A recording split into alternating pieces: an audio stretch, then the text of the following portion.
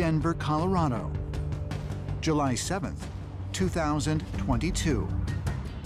Thousands descend on the Mile High City to attend the 53rd International Symposium on UFOs.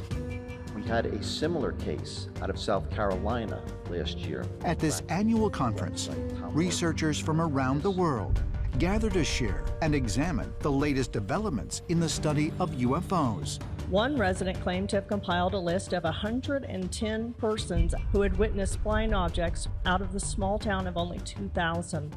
And it is hosted by an organization with the most highly trained UFO investigators in the world, MUFON.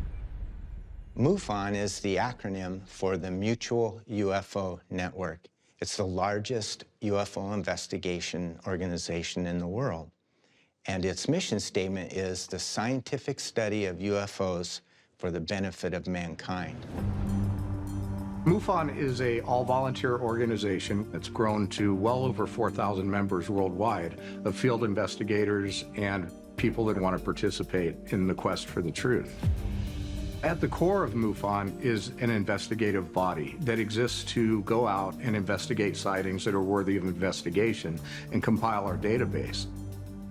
But over the years, MUFON has grown into so much more. We offer kind of a community for people that care about the topic. MUFON is the coming together of people who are not just interested in UFOs, but want to do something about it. They want to investigate the cases. So it's like this huge network of like-minded people all around the United States and indeed the world, brought together by their shared passion for the subject and their shared interest in it. I became involved after having been present for the Phoenix Lights incident here in Phoenix, Arizona in 1997. My interest was captured. I first joined up with MUFON after a trip to Roswell with the family in 2019, and it got me interested in it. I had heard of MUFON before, but I didn't think being a nurse if I would be useful. But I called the headquarters to see about just attending meetings, and I became an investigator, and I've loved it ever since. I was 12 years old when I saw my first UFO. I was outside, and then I lived in Dallas, Texas. I saw this little white disc kind of just zigzagging. So imagine that seared into you as a young kid. As the years rolled by, I noticed that there was an organization called MUFON, Mutual UFO Network. Then I found their website. Wait a minute, you can get behind the scenes. You can become an investigator. And so I said, you know what? This is what I'm going to do. Having now existed as an organization for more than 5 decades, MUFON's mission is to objectively investigate the hundreds of eyewitness accounts of UFOs and other aerial phenomena that are reported every year across the globe. MUFON started in the 60s as an association of private citizens who trained themselves to ask questions, to go to scenes where people had reported UFOs, to question people. They developed a whole protocol. They had a very sophisticated methodology that they used to document these things, and they kept records. Started in Quincy, Illinois, MUFON originally stood for the Midwest UFO Network. But by 1973, the organization had so many members across the country, its name was changed to the Mutual UFO Network. The group remained relatively obscure, however, until 1980, when it played a key role in a sensational UFO case called the Cash Landrum Incident. Betty Cash and Vicki Landrum are driving through Texas when they encounter this giant diamond-shaped object hovering and spewing out blue flame from the bottom. They stop the car to investigate. The local environment is actually being heated by this object to the point where they try to touch their car, and it's hot to the touch.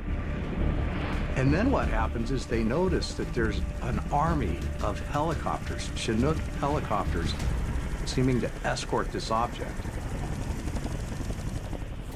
This is Victor Layden from Dayton, Texas. A bill come down and it was like fire was coming from it. Right ahead of us and we had to stop. We got out of the car. It come down almost to the treetop. And then it went back up. Now, what makes this unique is that when they get home, after a couple of days, they start to show symptoms of being exposed to ionized radiation. The women all had their hair fall out. They developed cancer, and they blamed the U.S. government for this. And this then became a very well-known court case where they were suing the U.S. government, essentially. This was reported in major newspapers all over the United States. They couldn't ignore this story. MUFON investigators got the witness statements, gathered the evidence, including things like medical records, which were central to the legal case. And although the witnesses didn't win their case, what's important was that that gets it on the record. Without MUFON, it's unlikely that it would have gone to court. It helped MUFON come to the forefront. It gave us credibility as a group, and it was a really establishing moment for MUFON. Mesa, Arizona, November 4th, 2022. You can click on this and you can click on your state and see if your case is coming up due soon. 40 UFO researchers have arrived in this small desert community for the annual MUFON Investigator Boot Camp. This intense 3-day conference offers hands-on training in techniques used to investigate cases of reported extraterrestrial visitations. Stay with your group. We have 5 sites. You guys are going to go to the site and you're going to find stuff, tag it, bag it, and you're going to submit it. MUFON strives to train up their field investigators to know photo and video analysis. We're expected to know how to read astronomical charts. We're expected to know how to look at flight radar returns, and that's just the tip of the iceberg. One of the strengths of MUFON is that it brings together people with different skill sets. So, for example, some of them will be retired cops, also people who specialize in imagery analysis. There are other people who know all about computers. So all the different things that an organization investigating UFOs might need, someone's going to have that skill set. MUFON has many members from the military, from the police force, lawyers, PhDs, doctors. Those are highly, highly educated people. So it's serious work that these investigators are doing.